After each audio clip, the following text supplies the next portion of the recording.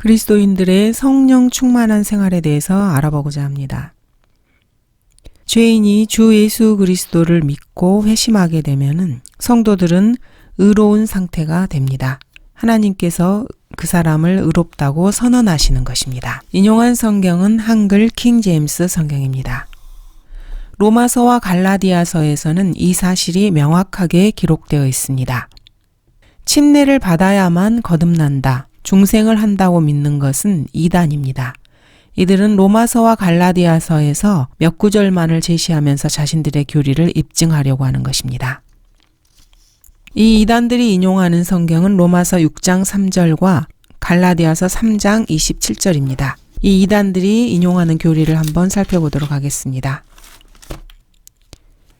예수 그리스도 안으로 침례받은 우리가 그의 죽으심 안으로 침례받은 것을 알지 못하느냐. 여기에서의 침례는 물침례를 말하는 것이 아닙니다. 예수님을 믿었을 때 예수 그리스도 안으로 성령 침례를 받는 것을 말합니다. 너희 가운데 그리스도 안으로 침례를 받은 사람은 그리스도로 옷 입었느니라. 갈라디아서 3장 27절입니다. 여기서의 침례 역시 물에 잠기는 물침례를 말하는 것이 아닙니다. 예수님을 믿은 그리스도인이 예수 그리스도의 몸 안으로 들어갔다는 성령 침례를 말하는 것입니다. 이 두 구절은 물침례와는 전혀 상관이 없습니다. 구원받지 못한 목사들, 성경 교사들은 로마서와 갈라디아서를 마치 죽음의 전염병인 것처럼 다루는 것을 꺼립니다. 이 두 구절만을 인용해서 물침례를 받아야 구원을 받는다, 거듭난다고 주장하는 것은 성경을 전혀 알지 못하는 어리석은 행동입니다. 로마서와 갈라디아서에서는 믿음으로 하나님으로부터 받는 칭의, 믿음에 의한 구원, 믿음에 의한 구원의 영원한 보장 등을 분명하게 다루고 있습니다. 하나님께서는 죄인을 값없이 믿는다는 그 이유 하나로 의롭다고 선언하십니다. 죄인의 죄는 예수 그리스도께로 전가되고 예수 그리스도의 의가 죄인에게 전가됩니다. 행위와 물침례에 의한 중생을 믿는 사람들은 로마서와 갈라디아서를 제대로 이해하지 못하고 이 서신서들을 가르칠 능력이 없는 사람들입니다. 이들은 거듭난 사람은 하나님의 의를 소유하고 있고 믿음으로 인해서 하나님께 의롭다고 칭함을 받았다는 사실을 외면하는 사람들입니다. 행함이 없어도 불경건한 자를 의롭다 하시는 그분을 믿는 사람에게는 그의 믿음이 의로 여겨지느니라. 그 어떠한 행위를 하지 않았어도 주 예수 그리스도의 보혈을 통해서 자신의 죄가 다 용서된 것을 믿는 그 사람에게는 그 믿음이 하나님 보시기에 의가 되는 것입니다. 이것을 칭의라고 합니다. 구원받지 못한 모든 사람들은 이스라엘의 12지파에게 기록된 야고보서 2장을 좋아합니다. 리빙 바이블의 경우에 야고보서 1장 1, 2절을 변개시켰습니다. 그래서 마치 야고보서 2장이 예수 그리스도를 믿는 성도에게 적용되는 것처럼 만들어버렸습니다. 이러한 거짓 교리를 교회 역사가들은 이단이라고 불렀습니다. 이들이 성령님을 모독하는 것은 참으로 큰 죄입니다. 성경을 변개시켜서 거짓말을 가르치는 사람들은 육신의 죄를 짓는 사람들보다 더 비참하고 더 어리석은 사람들입니다. 야고보서 1장 1절은 그리스도인들에게 기록된 성경이 아닙니다. 이 구절을 변개시켜 놓고도 살아있는 성경이라고 리빙 바이블이라고 이름을 붙이는 것은 참으로 죽은 번역을 살아있다고, 죽은 사람을 살아있다고 말하는 거짓말과 같습니다. 한 죄인이 구원을 받았을 때 그 사람은 의롭다는 위치에 놓이게 됩니다. 하나님께서 그 사람을 의롭다고 선언하십니다. 그 다음에 그 죄인은 자신의 몸이 하나님의 소유라는 것을 알고 헌신하게 됩니다. 너희는 너희 자신의 것이 아니니라. 너희는 값을 치르고 산 것이니. 그리스도인들은 구속받은 사람들입니다. 그리스도인들은 주 예수 그리스도의 노예들입니다. 주님의 것입니다. 그리스도인의 삶과 의지를 주님께 복종시켜야 합니다. 그러므로 형제들아, 내가 하나님의 모든 자비하심으로 너희에게 공고하노니 너희 몸을 하나님께서 기뻐하시는 거룩한 산 제물로 드리라. 이것이 너희가 드릴 합당한 예배니라. 너희는 이 세상과 일치하지 말고 너희 마음을 새롭게 함으로써 변화를 받아 하나님의 선하시고 기뻐하시고 온전하신 뜻이 무엇인지 입증하도록 하라. 그리스도인이라면은 악과 이기적인 요소를 벗어던져야 합니다. 악과 이기심을 버리고 즉시 이 말씀에 순종해야 합니다. 캠벨주의자들, 즉 그리스도의 교회의 사람들은 구원받지 못한 사람들입니다. 이들은 사람들에게 회개하고 믿고 침례받고 자신의 삶을 깨끗하게 해야 구원을 받는다고 가르칩니다. 그러나 성경에는 마법사 시몬처럼 믿고 침례받은 사람도 있습니다. 또 유다 이스카리ot처럼 회개하고 믿음을 고백한 사람도 있습니다. 회개하고 고백하고 믿고 침례받고 삶을 깨끗하게 한 후에 예수님을 십자가에 못 박은 자들도 있습니다. 자신의 의를 내세우는 이러한 행위 구원론자들은 그들이 구원을 받지 못하였기 때문에 성경적 구원 계획을 전혀 알지 못합니다. 우리나라 역시 장로교, 감리교, 성결교 등 교회는 열심히 다니지만은 구원받지 못한 사람들이 지천에 깔려 있습니다. 예수 그리스도의 의가 죄인에게 전가되어서 주님 안에서 죄가 없는 완전한 상태가 되지 않으면 구원받은 사람이 아닙니다. 구원받은 삶이 아닙니다. 사람은 진공 상태에서는 살 수 없습니다. 그리스도인은 반드시 성령으로 충만해야 합니다. 에베소서 5장 18장은 하나님의 명령입니다. 술 취하지 말라. 그것은 방탕한 것이니 오직 성령으로 충만하라. 신약 성경 그 어디에도 성령으로 침례를 받으라는 명령은 없습니다. 주 예수 그리스도를 영접한 모든 죄인들은 성령으로 침례를 받은 성도가 됩니다. 하나님께서 명령하신 것은 성령으로 침례를 받으라는 것이 아니고 성령을 통하여 예수 그리스도의 몸 안으로 들어간 후에 성령으로 충만하라고 주님은 명령하고 계십니다. 에베소서 5장 18절에는 두 가지가 언급되어 있습니다. 첫 번째, 성령으로 충만하지 않은 죄는 술 취하는 죄와 같다는 것입니다. 성령님께서는 술 취하지 말라고 같은 구절에서 명령하셨습니다. 그리고 성령으로 충만하라고 말씀하셨습니다. 이 명령은 절대적입니다. 그리스도인이 성령으로 충만하지 않은 것은 마치 술 취하는 것과 같이 하나님께 죄를 짓는 것입니다. 이것을 모든 그리스도인들에게 적용하게 되면은 대부분의 침례 교도들이 은사주의 운동에 빠져드는 그 이유가 성령 충만하지 못해서임을 알게 됩니다.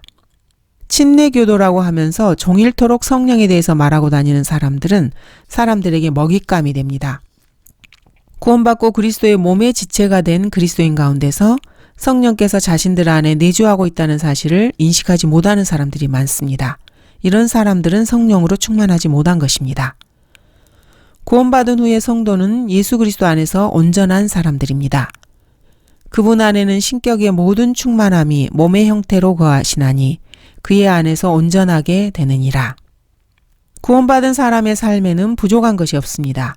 그렇지만 성령으로 충만하지 않으면 잘못된 상태에 빠지게 됩니다. 이런 사람들은 성령 충만을 위해서 하나님께 기도하지 않은 사람들입니다. 두 번째는 하나님께 기도했다 해도 자신의 삶 속에서 성령님께 복종하지 않았기 때문에 성령 충만하지 못한 것입니다. 여러분이 그리스도인이라면 구원받는 순간에 성령께서는 여러분을 그리스도 안으로 침례를 주십니다. 그래서 여러분은 예수 그리스도의 몸이 되는 것입니다. 이것이 바로 성령 침례입니다. 신격의 세 번째 육격이신 성령께서는 하나님의 핏값으로 사셔서 하나님의 소유가 된 그리스도인들의 몸에 들어와 살고 계십니다.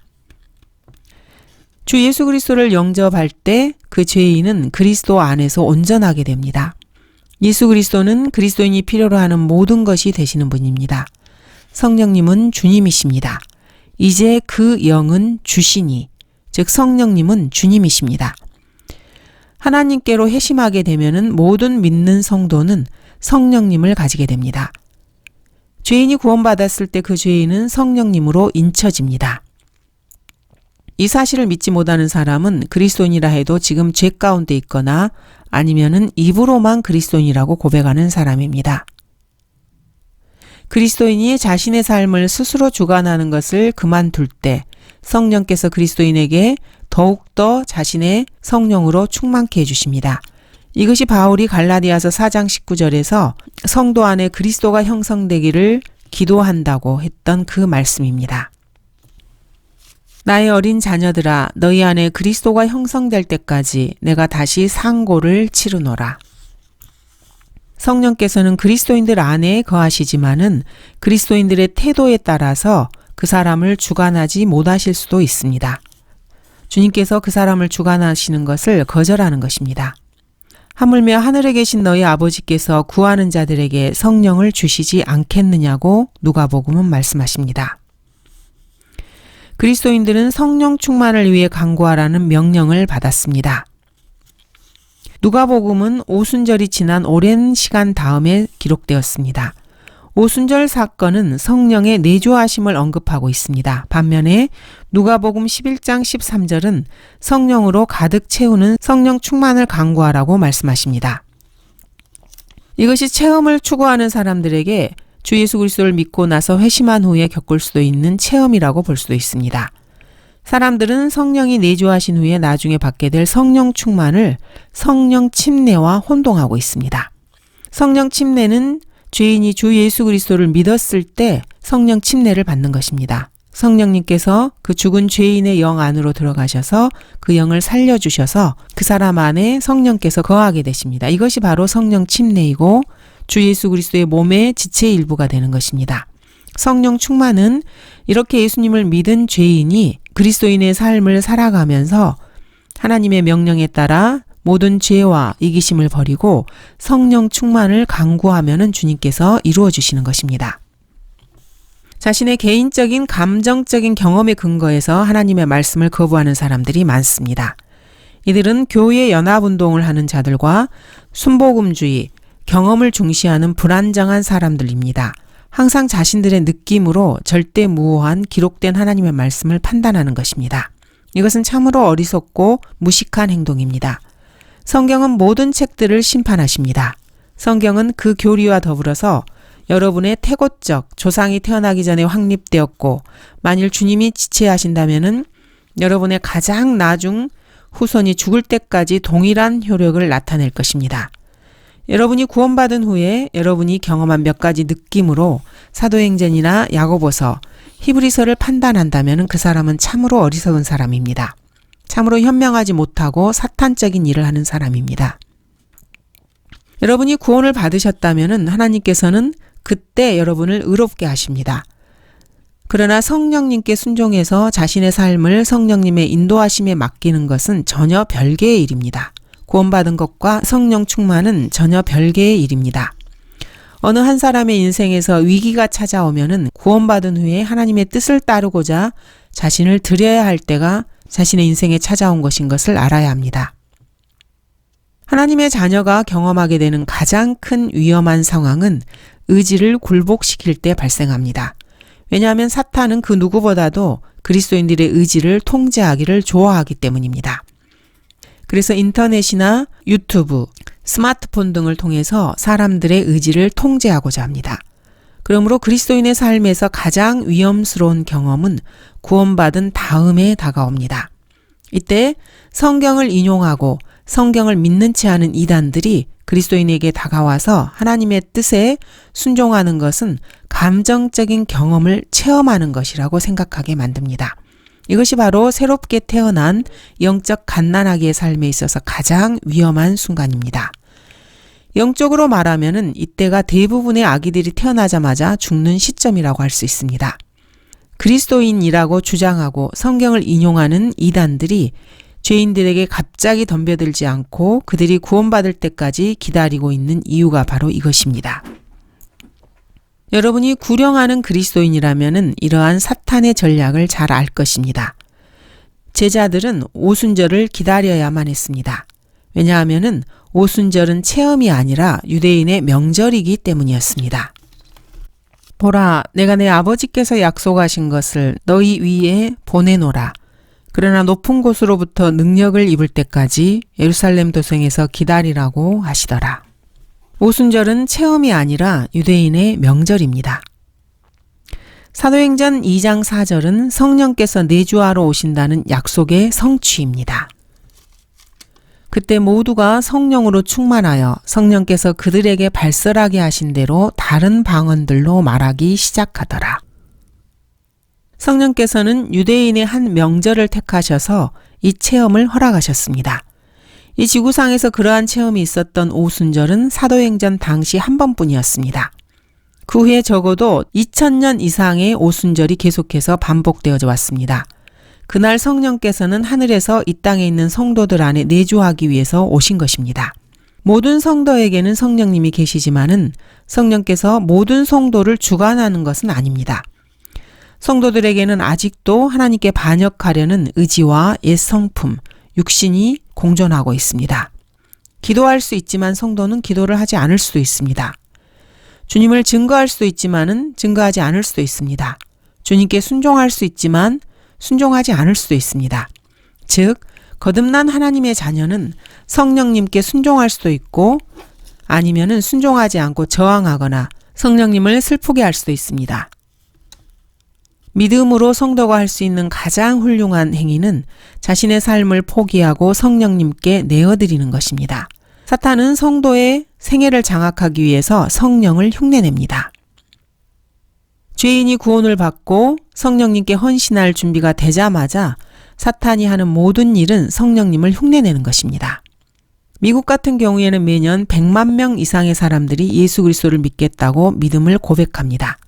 그런데 2천만 명 이상의 영접 기도가 있었는데도 실제로 성령이 말씀하시는 대로 행하고 있는 그리스도인들은 얼마 되지 않습니다.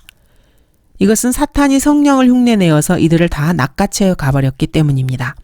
독립침례교회, 근본주의 교회, 초교파교회, 빌리 그라함의 복음집회, 제리 파롤의 TV 사역, 잭 하일스와 기타 유명한 목사들의 엄청난 집회들을 통해서 매년 100만 명 이상이 예수 그리스도에 대한 믿음을 고백합니다. 하지만 신약 성경의 기준에 반 정도의 자격을 갖춘 사람은 10분의 1도 되지 않습니다. 나머지 10분의 9는 그들이 하나님의 말씀을 갖고 있다는 사실조차 믿지 않습니다. 이것이 미국의 현 주소이고 한국 같은 경우에는 행위구원이 교계를 다 장악하여서 구원의 확신이 있는 사람을 찾아보기가 어렵게 되었습니다. 도대체 무엇이 문제입니까? 문제는 매년 신앙을 고백하는, 즉 예수님을 믿겠다고 고백한 90만 명 이상의 회심자들이 2년도 안 되어서 하나님의 말씀에 대한 신뢰를 다 버리고 그 말씀에 대해 복종하지 않는다는 것입니다. 성도가 성령님께서 자신의 삶을 온전히 주장하시고 모든 작은 일이라도 완전하게 통치하신다는 사실을 분명하게 인식할 때만이 성령 충만을 받을 수 있습니다. 성령께서 영감으로 기록하시고 보존하신 성경에서 말씀하신 것과 어긋나게 성도를 인도하지 않으십니다. 성령님께서는 사도행전 2장 38절을 기록하셨습니다. 베드로가 그들에게 답변하기를 회개하라. 그리고 죄들을 사함받은 것으로 인하여 너희 각자는 예수 그리스도의 이름으로 침례를 받으라. 그리하면 너희가 성령의 선물을 받으리라. 이 구절을 기록하신 분은 성령님이신 것이 맞습니다. 하지만 이 말씀의 대상은 유대인들이거나 유대인으로 개종한 사람들이었습니다. 성령께서는 사도행전 2장에서 5장까지 그리스도인이 없고 사도행전 11장까지는 그리스도인이 한 명도 나타나지 않았다고 말씀하십니다. 성령께서 사도행전 2장 38절을 구원 계획으로 받아들이라고 인도하지 않으십니다. 이 성경 구절을 붙잡고 이 구절을 가지고 구원을 받으라고 인도하는 것은 불결한 영이 하는 악한 행위입니다. 성령께서는 오순절에 어떤 회심자에게도 그의 일생에 단 하루라도 방언을 말한 적이 없으셨습니다. 12사도만이 외국어로 말을 했을 뿐입니다. 3,000명이 넘는 회심자들 중 그 누구도 외국어나 알지 못하는 방언으로 말하지 않았습니다. 방언을 해야만 회심을 했다고 하는 것은 성령 충만의 표적이 아니라고 말씀하십니다. 방언을 해야만 그 사람이 구원을 받았다, 성령으로 충만한 것이다 라고 하는 것은 잘못된 이단 교리입니다. 방언은 결코 성령 충만의 표식이 아닙니다. 성령님께서는 고린도전서 14장을 기록하셨습니다. 고린도전서 14장에서 방언에 관해서 말씀하실 때 단 한 번도 침례를 언급하신 적이 없습니다. 고린도전서 14장을 기록하시고 보존하신 분은 성령님이 맞습니다. 성령께서는 알지 못하는 방언이 성령 침례와 관계가 있다고 가르치지 않으십니다. 성령께서는 사도행전 2장을 기록하셨고 보존하셨고 그렇지만 거기에는 어떠한 알지 못하는 방언도 나오지 않습니다. 알지 못하는 방언이 성령 침례의 표식이라고 가르치는 것은 성경을 기록하고 보존하신 세 번째 신격이신 분께서 그 사람의 삶을 인도하지 않기 때문입니다. 그것은 성령님이 아니라 어떤 다른 영과 관련이 되어 있습니다. 성령님과는 상관이 없는 일입니다. 성령으로 충만하라는 것은 그리스도인이 순종해야 할 하나님의 명령입니다. 성령 충만은 모든 그리스도인이 경험해야 합니다. 에베소서 5장 18절에 성령 충만하라는 명령은 그리스도인이 선택적으로 받아들여야 할 것이 아니고 반드시 지켜야 하는 명령입니다. 사도 베드로는 사도행전 2장, 4장에서 성령으로 충만했습니다. 사도행전 4장 8절에서 성령으로 충만했지만 방언을 말하지 않았습니다. 그때 베드로가 성령으로 충만하여 그들에게 말하기를 백성의 관원들과 이스라엘의 장로들이여. 이렇게 베드로는 설교를 합니다. 하지만 그는 방언을 말하지는 않았습니다. 사도행전 4장 31절은 어떻습니까? 그들이 기도를 마치자 그들이 함께 모여 있는 곳이 진동하니 그들이 모두 성령으로 충만하여 담대하게 하나님의 말씀을 선포하더라. 성령 충만한 다음에 그들은 담대하게 하나님의 말씀을 선포하였습니다. 하나님의 말씀을 담대하게 공개적으로 하나님의 적들에게 선포한 것입니다. 강단에서만 설교하고 공개적으로 거리에서 설교하기를 두려워하는 모든 남자 그리스도인들은 성령 충만의 사실을 알지 못합니다. 경험하지도 못한 사람들입니다. 성령으로 충만하면은 문 밖으로 나가서 예수 그리스도를 전하게 됩니다. 강대상 뒤에 머물러 숨어 있지 않습니다. 예수 그리스도 안에 있는 모든 성도는 성령으로 충만해져야 합니다. 성령 충만은 사도들, 교사들, 설교자들, 부모, 젊은이, 노동자, 운전사들, 그 밖의 모든 종류의 그리스도인들에게 다 해당이 됩니다. 가장 훌륭한 그리스도인이 되기 위한 개인의 유익을 위해서도 성령 충만이 필요합니다. 성령으로 충만하지 않으면은 주님의 뜻과 축복을 바랄 수가 없습니다. 성령으로 충만해 주는 것은 그 개인의 축복이자 주위 사회의 축복이고 그 가정에도 축복이 됩니다. 성령으로 충만해지면은 그 사회의 악이 사라지기 때문입니다. 거리 설교를 통해서 사람들은 마음을 상하게 됩니다. 그 지역에 화평이 깨졌다고 생각합니다. 미국이나 한국이나 모든 도시는 올바른 진리로 충격을 받아야 합니다. 오늘날의 미국의 모든 마을은 어린아이에게 성폭행을 하려는 동성 연애자들과 평등의 이름으로 가정에서의 권위를 찬탈하는 여자들로 인해서 아주 불안정합니다. 여자들이 스스로 가정을 통제하려고 하는 것입니다. 성령으로 충만한 성도는 곳곳에서 예수 그리스도를 증거합니다. 집을 방문하고 공장에서, 가게에서, 로비에서, 식당에서 예수 그리스도를 증거합니다. 성령으로 충만한 사람은 예수 그리스도를 자랑합니다. 성령께서는 스스로를 말하기 위해 오시지 않으셨다고 예수님께서 말씀하셨습니다. 성령님은 이 땅에 오셔서 자신에 대해서 말씀하지 않으시고 예수 그리스도에 대해서 말씀하십니다. 그러므로 성령으로 충만해서 예수 그리스도를 철저하게 증거하는 그리스도인들은 결코 성령을 증거하지 않습니다. 성령 충만한 그리스도인들은 교회 연합운동이나 사랑을 자랑하지 않습니다. 성령 충만한 그리스도인들은 예수 그리스도의 십자가의 못 박히심과 죽으심, 장사되심, 부활하심을 증거합니다. 교회 연합, 사랑, 화평, 경험을 나누는 것, 이러한 것들에 대해서만 말하는 사람은 불결한 영의 인도를 받는 사람들입니다. 오늘날 성령께서 증거하시는 예수 그리스도의 죽음, 장사, 부활의 복음은 좀처럼 찾아보기가 어렵습니다. 행위 구원이 만연한 시대입니다. 성령께서는 우리의 지성을 밝혀주시고 마음을 따뜻하게 해주시며 우리의 양심을 정결케 하시고 우리가 순종할 때까지 우리를 격려해 주십니다. 뿐만 아니라 성령께서는 그리스도인들이 주 예수 그리스도께 계속해서 순종하도록 지켜주십니다. 성령 충만은 구하는 사람에게 주어집니다.